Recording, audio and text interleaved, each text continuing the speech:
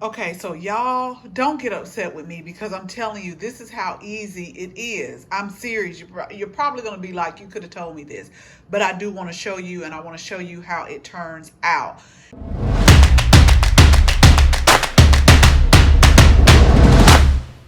Thank you all so much for stopping by. We had so many positive responses saying that they wanted to see how our basil flavor bombs were made. So that is what we're going to do today. So let's go ahead and let's get started. So as I've told you before, basil is one of those herbs that I did not find out about until we actually stayed in Italy. We did not use this herb as I was growing up, but I'm telling you, once I taste a dish and that flavor profile, I just had to know what it was, and I have been growing it ever since. So one type of basil that I always grow is like the Genovese basil. That's always my go-to. I actually started it a little bit late, but we're gonna cut some of that today because if you remember me saying the more you cut, the more you want your, the more you cut, the more your plants kind of get bushier and not like long and leggy. So we're going to cut some Genovese basil today. Now I'll flash the picture up again because this is what we actually cut about a week and a half ago, and we made some of our basil flavor bombs. And if you see how it's branching out already and growing back, great. I'm going to cut a couple of more pieces that are over there. And another reason why I want to go ahead and I like to keep our basil cut is because if you don't continue to cut it, it can go to start going to seed, and that will actually kind of, you'll tell the difference in the flavor. It won't pack as much punch and it'll just be a different flavor. Now, if you also remember, I like to harvest anything first thing in the morning after the dew has dried up. But let me tell y'all, we have been getting rain all this week, and as a matter of fact, it is starting to sprinkle now. So I'm going to put the camera down, hurry up, and go ahead and cut some of our basil, and then we'll go inside, which is the perfect time to make this video because so much rain. So we'll go inside and then we'll go ahead and get our basil washed and ready for our basil flavor bombs. Okay, now I have shared this before, but I want to share it to you again. Is when you cut, what you want to do is kind of find that main stalk. And so what I'm going to do this morning is cut right here. You see how the branches kind of make a Y? So what I'm going to do is go ahead and clip it right here.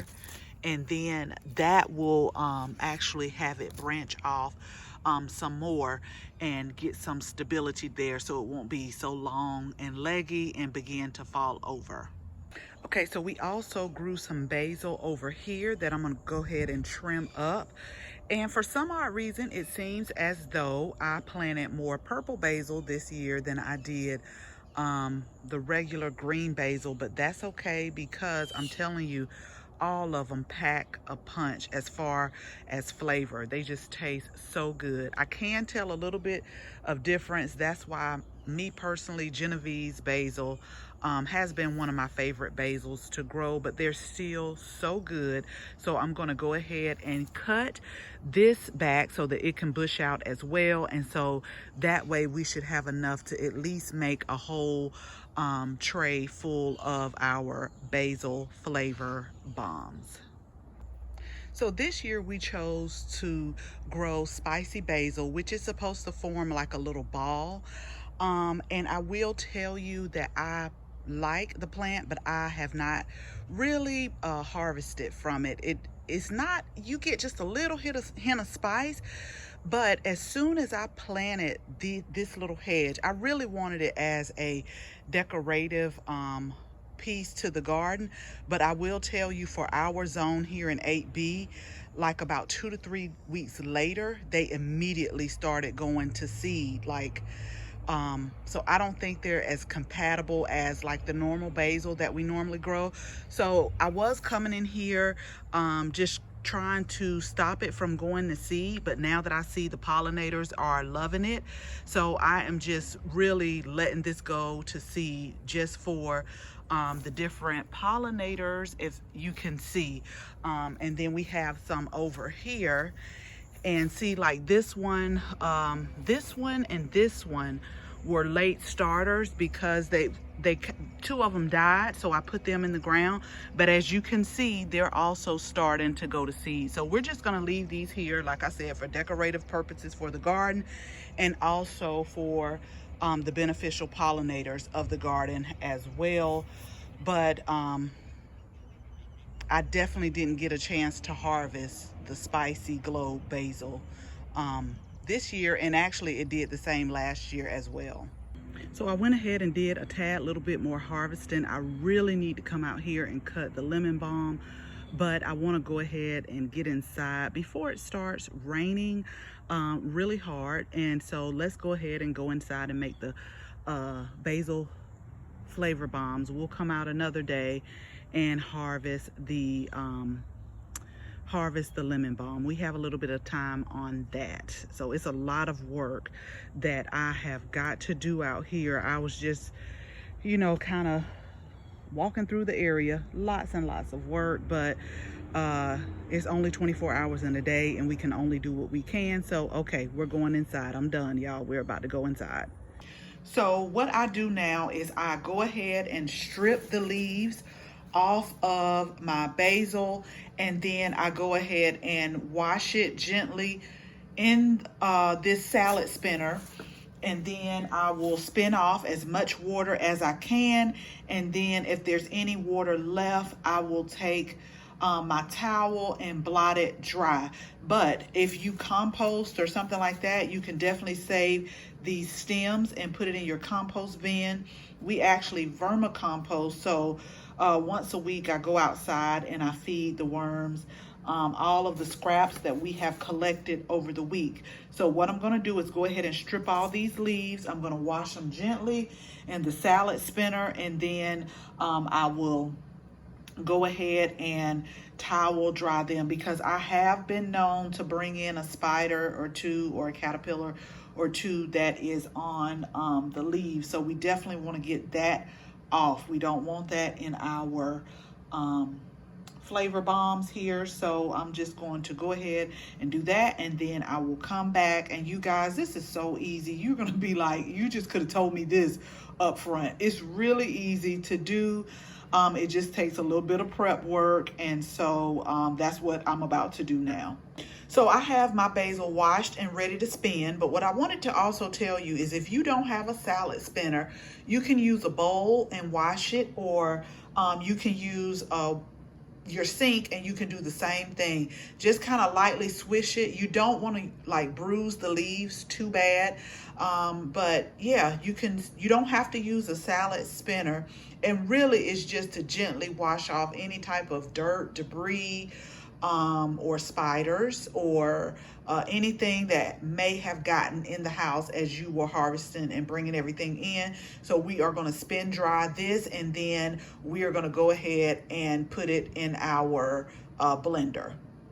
So I have gotten off as much excess water as I can, but I do go one more step. I just have a clean towel right here, since it's a good amount of basil and my actual kitchen towel is not big enough. So I just take a clean towel, I lay the basil on the towel, and then I just go ahead and blot it dry just a little bit more.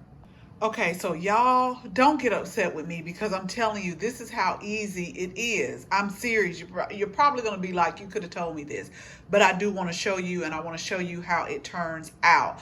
Now, basil, you can preserve it in so many ways, and this is just one of the ways to preserve basils. And what I love about these basil flavor bombs is you can just throw them in. You can throw the cube in, like if you're making a marinara sauce, if you're making a spaghetti sauce, if you're making a some type of soup, or even if you're sauteing vegetables, you could just throw one of these ice cubes in and you are good to go.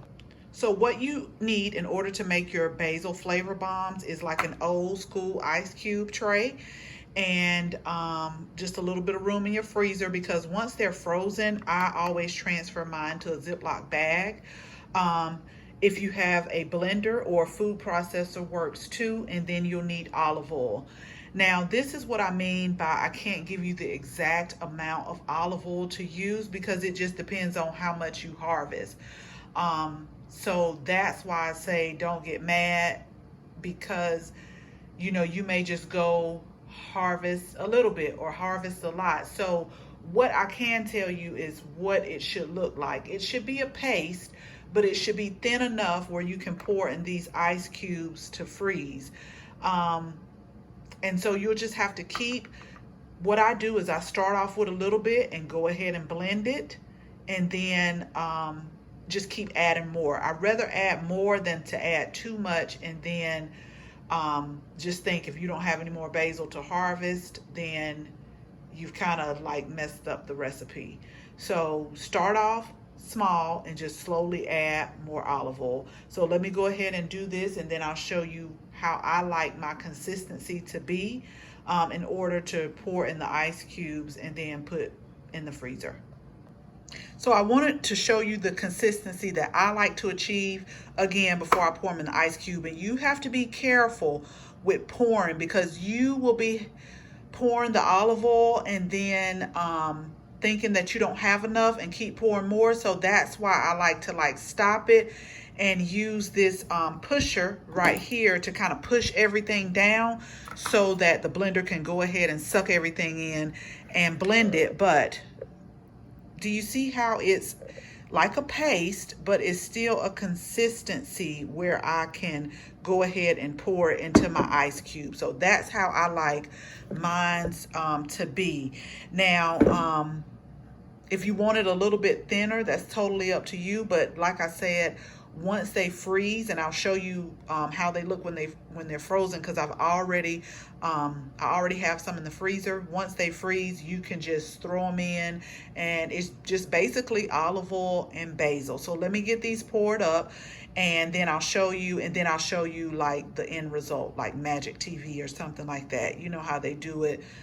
And then they'll show you the results. But I've already had some that I started harvesting and freezing. So don't worry about how it looks in these ice trays. I know it's not the most appealing, but you just want to go ahead and get them in there and get them frozen, because once they're frozen, this is how they look. And then I transfer them into my Ziploc bags. Now they do have smaller ice cube trays that you can make them in, like if you don't cook a whole lot or it's just 2 or 3 of you. But these are really perfect to throw in your soups, to throw in your marinara sauce. And see, they're already kind of like in a paste. So I'm telling you, it is going to add so much flavor to whatever you add them in.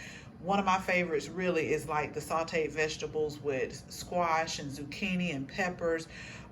You add one of these in here, and it really is going to take those sauteed vegetables up a whole notch. Whether you saute them or whether you put them in the oven, it's really great. It's like one of my favorites. But I also, in the fall time, like once basil has stopped growing, because it is a heat-loving herb, then when you start making those soups and different stews, throw one of these in there and it will change your life. As always, thank you so much for watching this video, and I hope you share this video with your family and your friends. And if you like this video, also give it a thumbs up. If you are not a subscriber, we would absolutely love to have you as a subscriber. So make sure you tap the bell so that you can receive notification each and every time we upload a new video. Again, thank you so much for watching, and until the next video, bye-bye.